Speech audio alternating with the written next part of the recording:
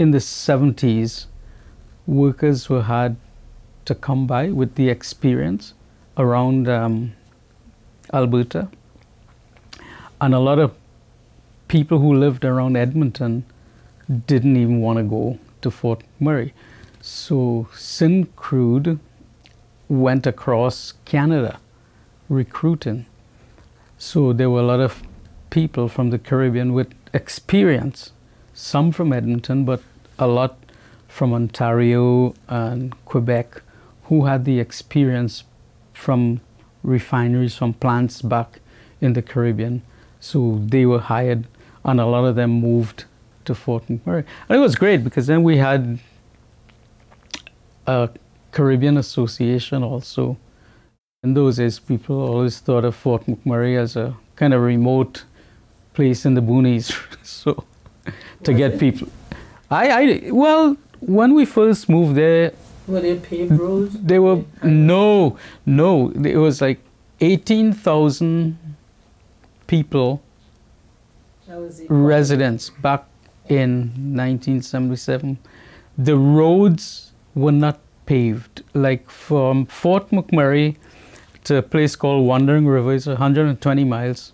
About 100 of those miles had no shoulders.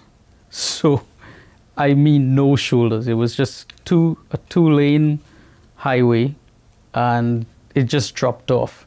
So it was very dangerous commuting, back between Fort McMurray and Edmonton. There were no paved roads. They weren't, I know the area that we lived in, it's called Thickwood Heights. There was no gas station, there were no grocery stores, there was nothing up in that part of the town. There was just the downtown area that had, I think, one grocery store, Safeway store. Oh no, there was a co-op and a couple gas stations. So there wasn't a whole lot back in the day in Fort McMurray. So yeah, it was kind of in the boonies. So people from the Caribbean contributed a lot, to the construction of the place, for the maintenance of the place, for the operations of the plant.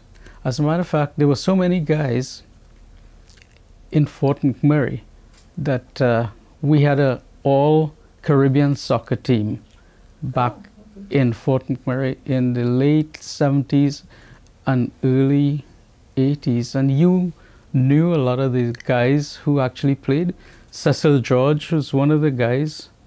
Stenny Noel, a couple of the guys that I know that you know of that played. And so Cecil did actually work for Syncrude as an electrician. But Stenny and some of the other guys that came up, they were trades guys. So like on the evenings, we'd play soccer, and we used to beat up everybody. With pleasure. Yeah, with pleasure. No. Yeah. So also part of the plant, like the running of the plant, there were a lot of West Indian people that actually worked for Syncrude. And again, they were from all over the Caribbean. Yeah, like people who worked as supervisors, who worked in payroll, who worked in the maintenance of the plant, the operating. There were fellas like Don Hill. They were guys from Antigua, people from Grenada. So there were a lot of guys who played a key role in keeping Syncrude running.